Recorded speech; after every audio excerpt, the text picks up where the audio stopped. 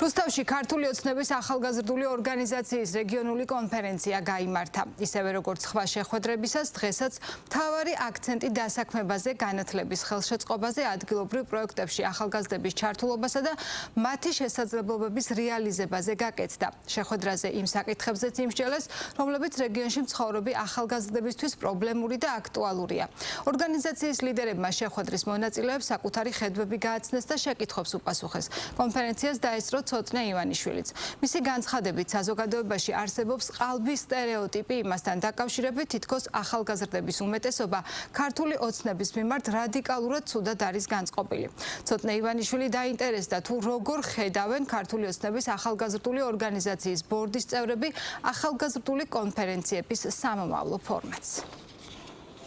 ახალგაზრდების ინფორმირების, მათი მხრიდან პრობლემებისა და შეკითხვების მოსმენის მიზნით ქართული ოცნების ახალგაზრდული ორგანიზაცია ამჯერად ქალაქ რუსთავში ჩავიდა და ქვემო ქართლის რეგიონის სახელით შეკრებილ ახალგაზრდებს შეხვდა. კონფერენციაზე, რომელსაც რუსთავის მერი და ცოტნე ივანიშვილიც ესწრებოდნენ, აქამდე შემდგარი 6 შეხვედრის მსგავსად მთავარი სასაუბრო თემა იყო: რა კეთდება და რა იგეგმება ქვეყანაში ახალგაზრდების პროფესიული განვითარების მათი დასაქმების ხელშეწყობისა და რეგიონებში ცხოვრების სათანადო პირობების შექმნის მიმართულებით.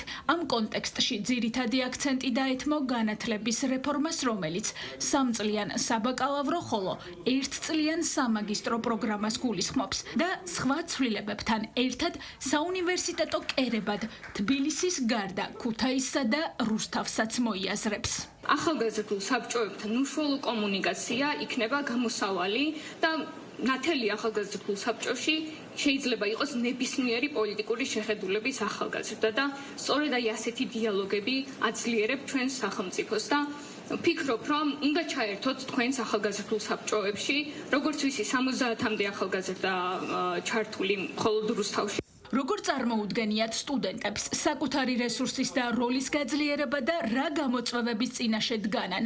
ამის შესახებ აზრები თავადაც გამოთქვეს და კონკრეტული პასუხების მიღების მიზნით შეკითხვებიც დასვეს. მათი ამბობიდან გამოიკვეთა, რომ ქვემო ქართლის ზოგიერთ მუნიციპალიტეტში ახალგაზრდების ცხოვრების ხარისხს ინფრასტრუქტურული და სატრანსპორტო პოლიტიკის გაუმართავობა ამცირებს. ნაწილისთვის ბარიერია ყოფილი მსჯავრდებულის სტატუსით გამოწვეული სტიგმა, რომელიც მათ დასაქმებას ართულებს. ნასამართლეობის გამო, პირობითი მსჯავრების გამო მეუბნებოდნენ უარს, ნასამართლეობა არ უნდა უშლდეს არც პირობითი მსჯავრი ახალგაზრდა ადამიანს დასაქმებაში და გზაზე დადგომაში. მოხდი ერთ-ერთ ლითონ კონსტრუქციულ საწარმოში, სადაც ერთ-ერთმა ადამიანმა, ერთ-ერთმა ხელმძღვანელმა მიიტანა ჩემი ეს მდგომარეობა გულთან და დაახუჭა ნასამართლეობაზე თვალისადაც შეისწავლე პროფესია კონკრეტულად შედუღება.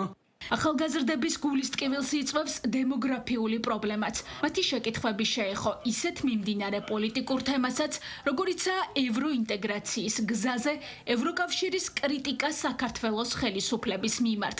კითხვა-პასუხის რეჟიმით ისარგებლა ცოტნე ივანიშვილმაც. დღეს საქართველოში არსებობს ყალბი დოგმა თუ ყალბი სტერეოტიპი იმასთან დაკავშირებით, რომ თითქოს ახალგაზრდობის უმეტესობა არის ქართული ოცნების მიმართ ძალიან ცუდად განწყობილი.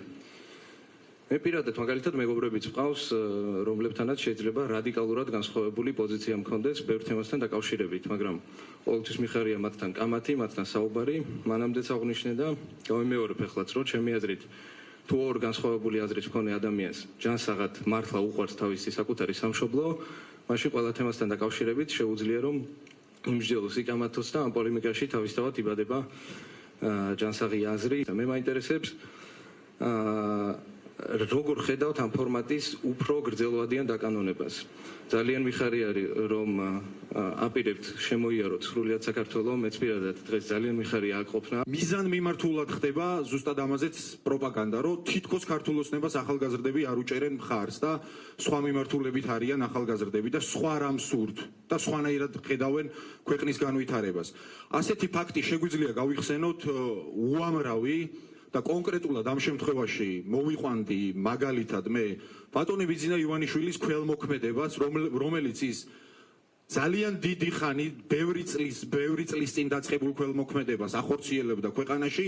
დღეს სამწუხაროდ გამოდიან ადამიანები და ამაზეც მტრულად საუბრობენ. აი მე პირადად ჩემ მაგალითზე მოგიყვანთ, მაგალითად და სპორტსმენების მაგალითზე მოგიყვანთ, როდესაც ქვეყანაში იყო გაჭირვება, უშუქობა, უდენობა და ასე შემდეგ, ეს ადამიანი სპორტის სფეროს აბსოლუტურად უანგაროდ უწევდა დახმარებას. ჩვენ არ ვაპირებთ გაჩერებას, როდესაც შემოვივლით მთლიანად საქართველოს, დასკვნითი ღონისძიება გვექნება თბილისში და უკვე QR კოდის საშუალებით ძალიან ბევრი ადამიანია დარეგისტრირებული. თბილისში იქნება უფრო დიდი და უფრო მასშტაბური შეხვედრა, იმიტომ ვიცით, რომ დედაქალაქია, საქართველოს გულია და ამის შემდეგ, რა თქმა უნდა, ჩვენ მზად ვართ ნებისმიერ ფორმატში, ნებისმიერი საშუალებით გავაგრძელოთ კომუნიკაცია.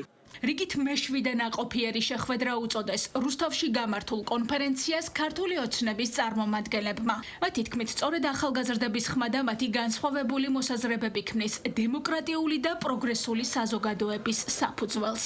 ახალგაზრდებს მოგვეცია შესაძლებლობა რომ გამოვხატოთ ჩვენი აზრი პირველ რიგში მუნიციპალიტეტში არსებული გამოწვევების გვესაუბრა და იმ პრობლემებზე რაც ყველაზე ძალიან გვაწუხებს. არის იმის მცდელობა და მზაობა მათი მხრიდან რომ ყველა იმ პრობლემას შესაბამისი პასუხი გაეცეს.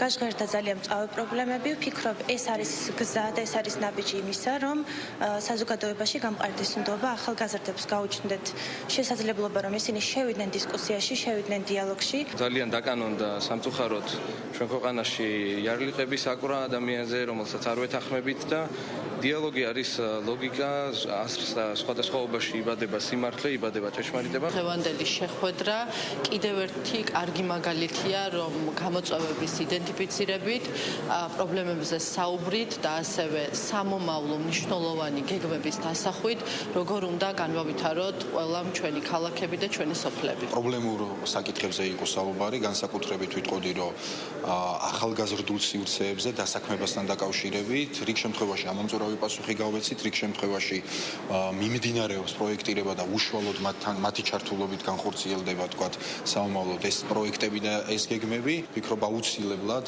მოხდება და დაიმსხვრევა ერთხელ და სამუდამოდ ისმით, რომ ქვეყანაში არის პოლარიზაცია. პირიქით, დღითიდღე ხვდებით, რომ მეტი და მეტი ჩართულობა ახალგაზრდების და მადლობა მათ ისევ და ისევ. აქამდე ჩატარებულ კონფერენციებზე ახალგაზრდების მიერ დასახელებულ იდეებზე ქართული ოცნების ახალგაზრდული ორგანიზაციის ინფორმაციით მუშაობა უკვე დაიწყეს. ნაწილი პრობლემებისა კი უკვე გადაიჭრა. ორგანიზაცია რეგიონულ კონფერენციებს ქვეყნის 10-ვე რეგიონში გამართავს. დასკვნით ღონისძიებას კი თბილისი უმასპინძლებს.